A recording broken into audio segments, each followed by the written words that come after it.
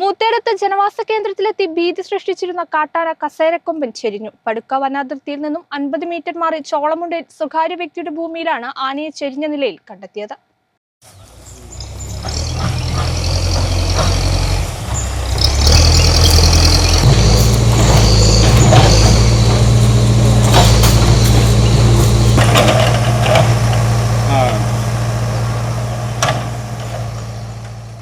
മൂത്തേടത്ത് ജനവാസ കേന്ദ്രത്തിലെത്തി ഭീതി സൃഷ്ടിച്ചിരുന്ന കാട്ടാന കസേരക്കൊമ്പൻ ചെരിഞ്ഞു. പടുക്ക വനാതിർത്തിയിൽ നിന്നും 50 മീറ്റർ മാറി ചോളമുണ്ടിൽ സ്വകാര്യ വ്യക്തിയുടെ ഭൂമിയിലാണ് ആനയെ ചെരിഞ്ഞ നിലയിൽ കണ്ടെത്തിയത്. ഇതര സംസ്ഥാന തൊഴിലാളികൾ താമസിക്കുന്ന സ്ഥലത്തുള്ള ഉപേക്ഷിച്ച് സെപ്റ്റിക് ടാങ്കിൽ വീണ നിലയിലാണ് ആനയുടെ ജഡം കണ്ടെത്തിയത്. ഫോറസ്റ്റും കൂടിയിട്ട് രാത്രി 2:30-3 ഒരു 15 ദിവസം ഓടിച്ചിട്ടുണ്ട്. പിന്നെ ഇന്നലെ ഒന്നും കണ്ടിട്ടില്ല. രാവിലെ ഞാൻ 4 മണിക്ക് വരുമ്പോൾ ഇവര് ബാത്റൂമിൽ പോകുന്ന സമയത്ത് കണ്ടത്. അപ്പോൾ എന്നോട് വിളിച്ചു, ഞാൻ ഫോറസ്റ്റിനെ വിളിച്ചു പറഞ്ഞു. എങ്ങനെയാണ് ഇങ്ങനെ സംഭവിച്ചതെന്ന് അറിയില്ല. ക്ഷീണിതനാണ് കുറേ ദിവസമായി ആന. ഇപ്പോൾ കുറച്ച് മുറി കാണുന്നുണ്ട്. ക്ഷീണിതനാണ്, 15 ദിവസം ക്ഷീണിതനാണ്.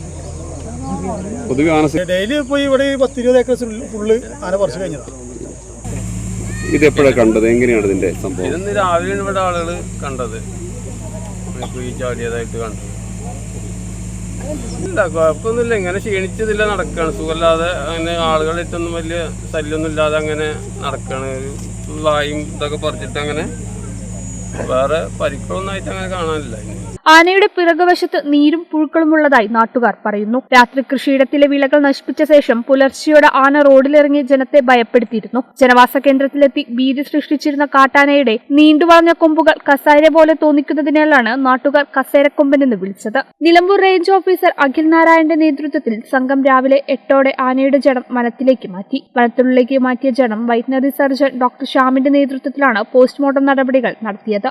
കേരള വിഷൻ, നിലമ്പൂർ.